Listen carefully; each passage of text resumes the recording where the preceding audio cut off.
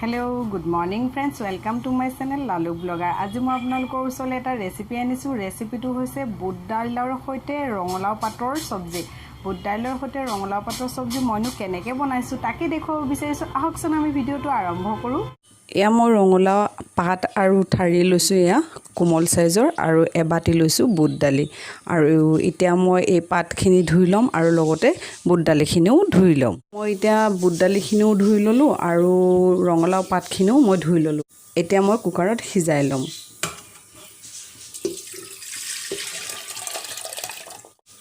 বুট দালিখিনি সিজাই ল'বৰ কাৰণে মই অকণমান চ'ডা দিছোঁ, প্ৰায় আধা চামুচতকৈও কম দিছোঁ, কাৰণ বুট দালি সিজিবলৈ অকণমান সময় লাগে। আৰু যদি আপোনালোকে চ'ডা দি দিয়ে তো তৎক্ষণাতে সিজি যাব।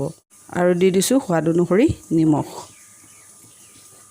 এতিয়া মোৰ বেলেগ এটা কুকাৰত এই ৰঙলাও পাতখিনিও সিজাই ল'ম।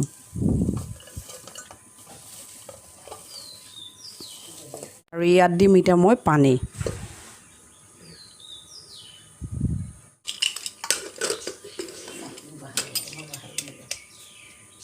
মই লৈছোঁ গোটা জিৰা, শুকান জলকীয়া 3টা, কেঁচা জলকীয়া 2টা, তেজপাত 3 খেলা, নহৰু মই থেতেলাই লৈছোঁ অকণমান, আৰু লৈছোঁ কেঁচা পিঁয়াজ এটা।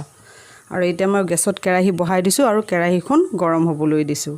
তেল গৰম হৈ গৈছে আৰু মই এতিয়া প্ৰথমতে দি ল'ম গোটা জিৰাখিনি, আৰু এইখিনি অকণমান ৰঙচুৱাকৈ ভাজি ল'ম। আৰু এতিয়া মই বাকী যিখিনি সামগ্ৰী আছিলে এইখিনিও ফ্ৰাই কৰি ল'ম।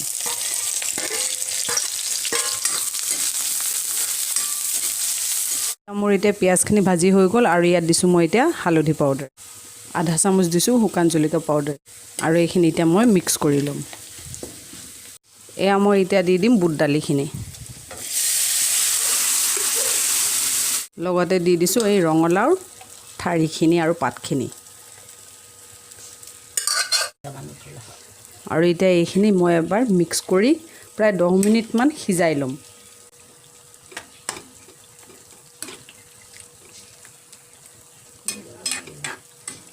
এয়া মোৰ বুট দালি আৰু ৰঙলাও পাতৰ সবজি হৈ গ'ল। আৰু ইয়াত দিম মই এতিয়া চাম্বৰ মছলা।